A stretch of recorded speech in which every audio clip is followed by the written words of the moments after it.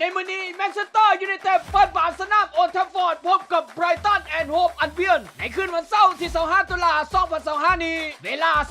23:30 หรือ 11 โมงกลางคืนตามเวลาบ้านเฮาพี่แดงแมนเชสเตอร์ยูไนเต็ดมีโปรแกรมการแข่งขันพรีเมียร์ลีกเปิดสนามโอลด์แทฟฟอร์ดพบกับไบรตันแอนด์โฮปอัลเบียนโดยพี่แดงเจ้าบ้านจะลุ้นคว้าชัยชนะ3นัดติดให้ได้สำหรับความพร้อมของทั้งสองทีมทางฝั่งเจ้าบ้านพี่แดงแมนเชสเตอร์ยูไนเต็ดผู้จัดการทีมรูเบน อโมริมเกมนี้ยังบ่มีริซานโด มาร์ติเนสกองล่างจากประเทศอาร์เจนตินาถึงจะเริ่มกลับมาซ้อมได้แล้วแต่ก็ยังบ่มีความพร้อมที่จะลงสนามในเกมนี้ส่วนทางด้านแฮร์รี่ แม็กไกวร์ห้องกัปตันทีมและเมสันเมายังต้องท้าเช็คอาการความฟิตของสภาพร่างกายและอาจจะเป็นการเปิดโอกาสให้กับเรนี่โยโรที่ได้ลงลิ้นเซนเตอร์แบ็กร่วมกับมาไทโดริกและลุคชอว์ทางด้านเบนจามินเซนโกกองหน้าตัวเป้าของทีมที่หลุดเป็นตัวซ้ำห้องในศึกแดงเดือดอาจจะได้รับโอกาสลงลิ้นเป็นตัวจริงหน้าเป้าในเกมนี้และส่งมาเตอุสคุนยาไปปันเกมทางปีกซ้ายแทนเมสันเมาประสานงานกับปีกขวาที่คาดว่าจะได้ลงลิ้นเป็นตัวจริงนั่นก็คือเอมบูโมส่วนทางด้านความพร้อมของทีมยามไบรตันฟาเบียนเฮือกเซเรอร์ผู้จัดการทีมไทยเยอรมันของไบรตัน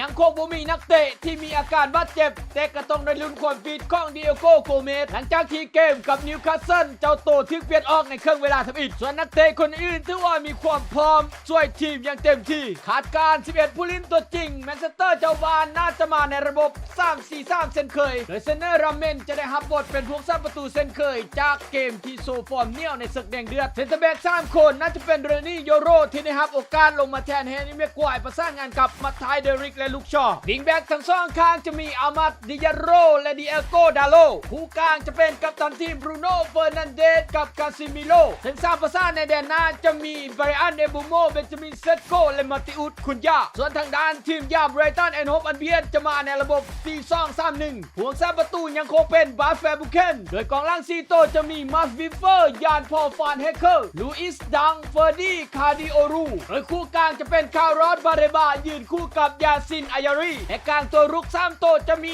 ยานคูบาบินเต้ดิเอโกโกเมสจอร์จินโยรุตแต่และมีมหาเทพแดนนี่เวลแบ็กยืนเป็นหน้าเป้าสำหรับสถิติ head to head การพบกัน5ครั้งล่าสุดเป็นไบรตันที่ค่อนข้างจะเหนือกว่าสามารถเอาชนะแมนเชสเตอร์ยูไนเต็ดไปได้ทั้ง4ครั้งและเสี่ยงให้แมนเชสเตอร์ยูไนเต็ดไปเพียง1ครั้งส่วนทางด้านสถิติส่วนตัวของทั้ง2ทีมเจ้าบ้านแมนเชสเตอร์ยูไนเต็ด5ครั้งล่าสุดเอาชนะไปได้ทั้ง3นัดและเสีย2นัดและนัดล่าสุดของพวกเขาก็คือการบุกไปเอาชนะลิเวอร์พูลทั้งบ้านแอนฟิลด์2-1เป็นชัยชนะที่สร้างความมั่นใจให้พวกเขาได้อย่างล่วงไหลส่วนทางด้านทีมเยือนไบรตันผลงานส่วนตัวก็บ่ธรรมดาเช่นกัน5นัดล่าสุดพวกเขายังบ่เสียให้ไพ่เลยชนะ3นัดเสมอ2นัดและสำหรับนัดนี้จากสถิติส่วนตัวการพบกันกุ้มกำลังทั้งหมดทั้งมวลที่ก้าวมานั้นสรุปได้ว่าทั้งไบรตันทีมยามจะมีผลงานที่ดีกว่าและการเจอกันกับไบรตันเหนือกว่าแต่แมนยูก็ได้กำลังใจมาจากเกมแดงเดือดบ่ธรรมดาคาดว่านัดนี้น่าจะเสมอกันไป